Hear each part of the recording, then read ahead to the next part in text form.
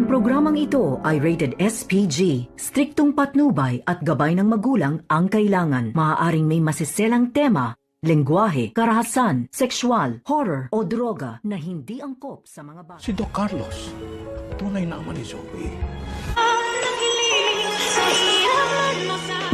Abangan bukas sa Abot Kamay na Pangarap.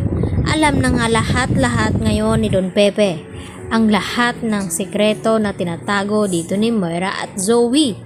At lalo na ang tunay na ama dito ni Zoe na ito palang si Carlos Benetes. At nagulat naman talaga itong si Don Pepe nang marinig niya ang mga pagtatalo mula sa loob. At pinapakinggan lamang dito ni Don Pepe ang pag-uusap dito ni Carlos at Moira at Zoe.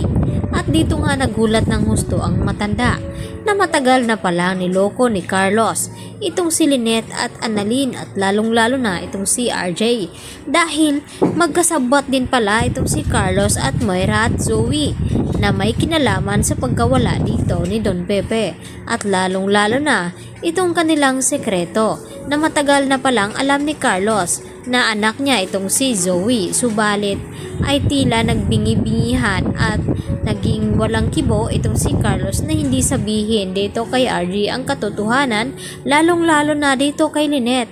Kaya nagpupursigi itong si Don Pepe na makatakas dito kina Moira.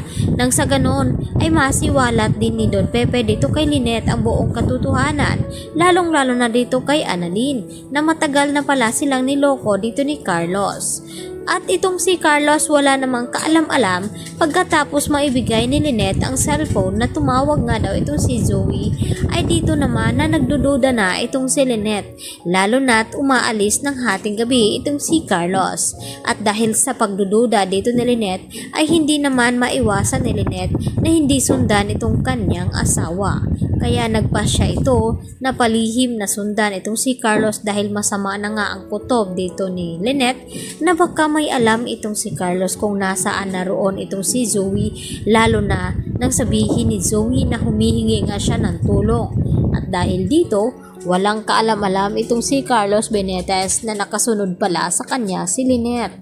At dito naman nagulat din ng husto itong si Lynette nang marinig niya itong si Carlos na nagtatalo itong si Moira at tinatawag dito ni Zoe na kanyang ama. Nang tangkain nga dito ni Moira na barilin sana itong si Carlos dahil sa mga salita na mga binibitawan nito at dahil nasaktan din ni Carlos itong si Moira.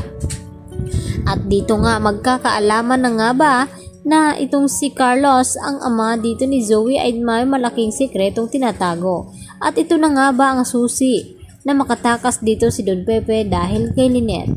At manganganib nga ba ang buhay dito nila Lynette at dito ni Don Pepe, lalo na ngayon na marami nang alam itong si Don Pepe sa lahat-lahat ng sekreto dito ni Moira at Zoe. At mas lalong hihigpitan ni Moira ang pagbabantay dito kay Don Pepe na hindi nga makatakas ito dahil kapag nagkataon ay ibubuking talaga ni Don Pepe na itong si Carlos ang tunay na ama dito ni Zoe. At dahil nakuha na nga nila itong pera, nakapalit sana sa buhay dito ni Don Pepe. Samantala, emosyonal naman na umiiyak itong si Giselle habang kausap itong kanyang pamangkin na si Annalyn tungkol nga dito sa kanyang anak na nawala. At dahil kung buhay pa sana ito ay hindi sana mangyaring malungkot itong si Giselle. At dito naman nag-usisa itong si Annalyn tungkol sa ama ng kanyang anak. Kaya yan ang ating pakatutukan sa mga susunod na episode sa Abot Kamay na Pangarap. Bye-bye!